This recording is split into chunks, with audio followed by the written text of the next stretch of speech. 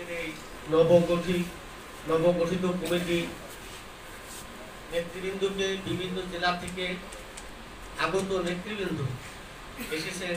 এই জন্য অন্তঃস্থল থেকে আপনাদের সকলকে জানাই স্বাগত ও মোবারকবাদ। আসসালামু আলাইকুম।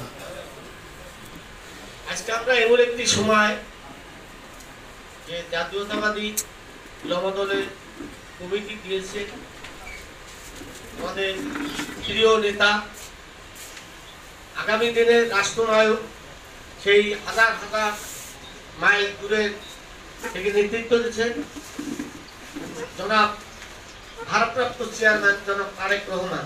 তাকে আমরা ধন্যবাদ জানাই। এই সকল কমিটির সাথে আমাদের যারা যে সমস্ত নেতৃবৃন্দ জড়িত তাদেরকেও ধন্যবাদ জানাই।